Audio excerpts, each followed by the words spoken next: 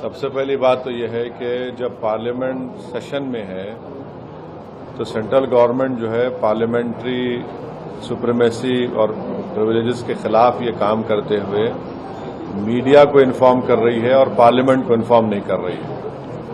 Parliament جب چل رہا ہے تو سرکار کا کام یہ کہ امیڈیٹلی آپ پارلیمنٹ کو انفارم کرتے بجائے اس کے کہ آپ نے میڈیا کو لیک کیا۔ اب جو میڈیا نے رپورٹ کیا اس کی بنیاد پر میں یہ کہہ سکتا ہوں کہ یہ جو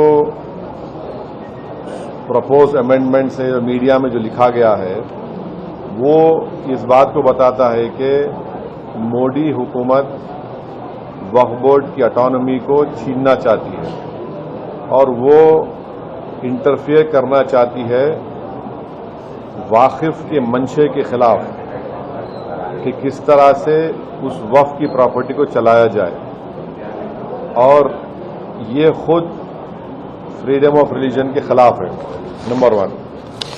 دوسری بات یہ ہے کہ بی جے پی شروع سے وقف بورڈز اور وقف کی پراپرٹیز کے خلاف رہی ہے اور ان کا ایک ہندوتوا کا ایجنڈا ہے، آر ایس ایس کا ایجنڈا ہے کہ وہ شروع سے وقف پراپرٹیز کو اور وقف بورڈ کو ختم کرنے کی کوششیں کرتی رہی ہیں۔ تیسری بات یہ ہے کہ اب جو میڈیا کے رپورٹس کے اوپر میں اپنا یہ ریاکشن دے رہا ہوں کہ ایک بار کسی پراپرٹی کو وقف ڈکلیئر کر دیا گیا تو ہمیشہ وقف رہتا ہے۔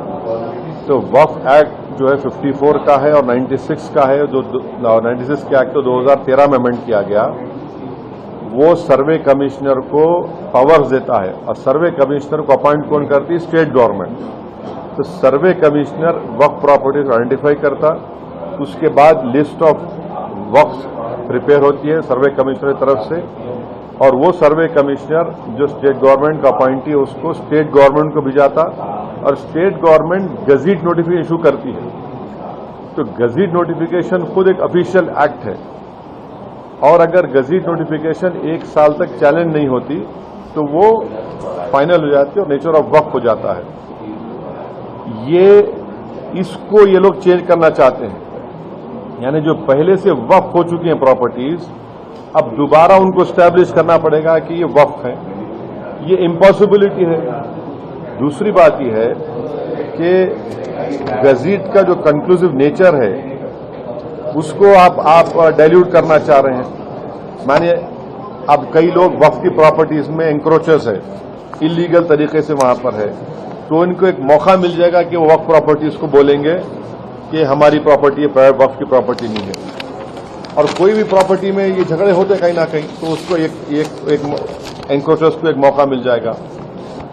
تیسرا نیوز رپورٹ یہ بولتا ہے کہ امینڈمنٹ ان اسٹیبلشمنٹ اور کمپوزیشن آف وقف بورڈ، تو یہ ایکٹ خود یہ بولتا ہے کہ ہر اسٹیٹ میں ایک وقف بورڈ ہونا چاہیے اور بورڈ ریسپانسبل ہوگا اس کے ایڈمنسٹریشن اور مینجمنٹ آف وقف پراپرٹیز کے لیے۔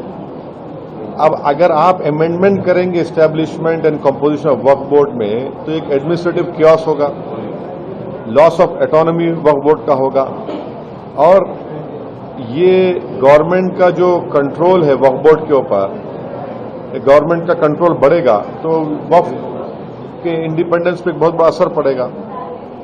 چوتھی بات اس میں یہ ہے کہ وقف ٹریبیونلز ہے۔ اب یہ جو میڈیا رپورٹ یہ بول رہا ہے کہ گورنمنٹ ان ٹرائیبیونلز کو ڈائلیوٹ کرنا چاہتی ہے، اب یہ ٹرائیبیونلز کے پاورز کو اب ڈائلیوٹ کر دیں گے تو پھر یہ کیسز کا کیا ہوگا؟ ان ایفیکٹو انفورسمنٹ ہوگا۔ پانچویں بات جو میڈیا رپورٹس کے اوپر میں بول رہا ہوں آپ کو، اس میں لکھا گیا کہ اگر کوئی ڈسپیوٹڈ پراپرٹی ہے تو ڈسپیوٹڈ پراپرٹی کا یہ لوگ بولیں گے نہیں پراپرٹی ڈسپیوٹڈ ہے، اس کا سروے ہم کرائیں گے۔ اگر کوئی پراپرٹی ڈسپیوٹ ہے تو اس کا فیصلہ جوڈیشری کرتی، یہاں پر مودی حکومت ڈسپیوٹ کریٹ کرے گی، اس کا سروے کرائیں گے۔ اب سروے ایگزیکٹو کرائے گا یا سی ایم کرائے گا یا بی جے پی کرائے گی، اب ظاہر نتیجہ کیا نکلے گا آپ کو معلوم۔ تو یہ بھی ایک طریقہ ہے اس ڈسپیوٹڈ پراپرٹیز کو ڈسپیوٹ بنانا پہلے، پھر سروے کرانا اس کا، اور سروے میں رپورٹ لکھ دینا کہ نہیں یہ وقف نہیں ہے. ایسے کئی مسجد درگاہیں ہیں ہمارے بھارت میں جہاں پر بی جے پی RSS یہ کلیم کرتی ہے کہ وہ درگاہ اور مسجد نہیں ہے. تو جو پاور جوڈیشری کا ہے وہ ایگزیکٹو چھیننا چاہ رہا اس کو. اور ایک بات جو میڈیا رپورٹس کے معلوم یہ ہو رہی ہے